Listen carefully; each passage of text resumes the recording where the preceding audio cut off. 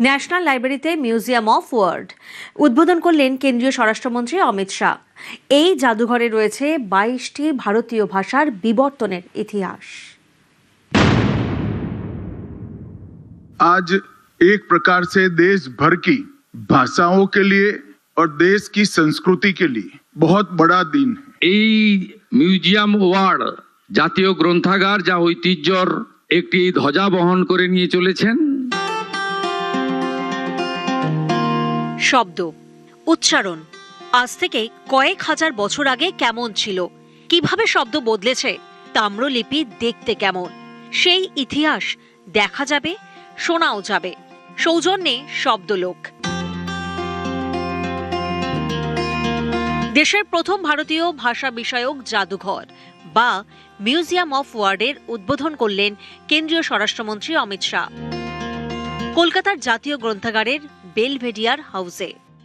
किसी भी देश की, किसी भी प्रदेश की संस्कृति की अभिव्यक्ति वो भाषा के बगैर संभव हो ही नहीं सकती, और भाव से उत्पन्न शब्दों के बगैर भाषा बन ही नहीं सकती, और भाषा से संस्कृति बनती है, संस्कृति की अभिव्यक्ति होती है।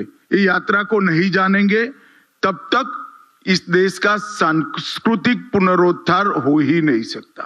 तो सांस्कृतिक पुनरुद्धार का, पुनरुत्थान का एक मूल कमी इस शब्द संग्रहालय पूरी करेगा, इसका मुझे पूरा विश्वास है, और वो अपने उद्देश्य में सफल भी होगा। সত্যিকারের আধুনিকতা এবং ঐতিহ্য দুটোর মিলন বন্ধনে ভারত সরকারের সংস্কৃতি মন্ত্রক এটা একটা দারুণ ভাবে শুরু করেছেন। আজকের এই উদ্বোধন মাননীয় মোদিজির যে গ্যারান্টি পূরণের আরেকটি মুকুটে নতুন পালক সংযোজিত হলো। তাই আমি কালচারাল মিনিস্ট্রিকে বিশেষভাবে পশ্চিমবঙ্গ সরকারের পক্ষ থেকে ধন্যবাদ জানাই।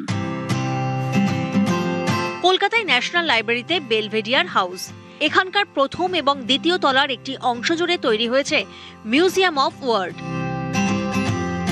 এর জন্য 14 কোটি টাকা খরচ করেছে সাংস্কৃতিক মন্ত্রকের অধীনে জাতীয় গ্রন্থাগার কর্তৃপক্ষ। পুরো প্রকল্পে খরচ 41 কোটি টাকা। 9টি গ্যালারিতে হাজার হাজার বছর ধরে ভাষার সফর। প্রথম 2টি গ্যালারিতে থাকছে মাতৃভাষা ও অন্যান্য ভাষা সংক্রান্ত তথ্য। সবচেয়ে বড় গ্যালারির নাম ভাষা কি সময়রেখা। এখানে ভাষা, লিপি, ভাষাগত বিবর্তনের ইতিহাস দেখা যাবে। ভারতীয় ভাষার সঙ্গে যুক্ত বিশিষ্ট ব্যক্তিদেরও সম্মান দেওয়া হয়েছে। জাদুঘরে রয়েছে একাধিক ঐতিহাসিক নিদর্শন।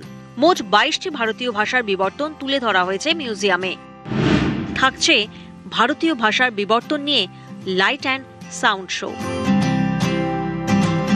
जब पूरा देश वंदे मातरम का 150वां वर्ष मना रहा है, तब इस शब्द संग्रहालय का उद्घाटन हो रहा है। और मित्रों, आज बंगाल फिर से सोनार बांग्ला बनने की दिशा में आगे बढ़ा है।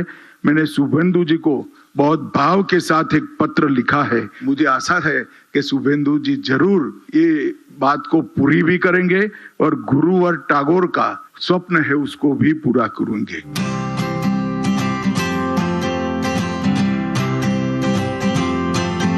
41 কোটি টাকা বরাদ্দ যে ভাষা বা শব্দের জাদুঘরের জন্য, সেটি আগামী দিনে সাধারণ মানুষের জন্য খুলে যাবে। ছাত্রছাত্রীরা যা থেকে নিজেদের ঐতিহ্য, নিজেদের রুট, শিকড়কে আরও একবার জাগ্রত করবে, আরও একবার দেশ মাতৃকার কাছে, নিজের ভাষার কাছে নিজেদেরকে বন্দিত করবে।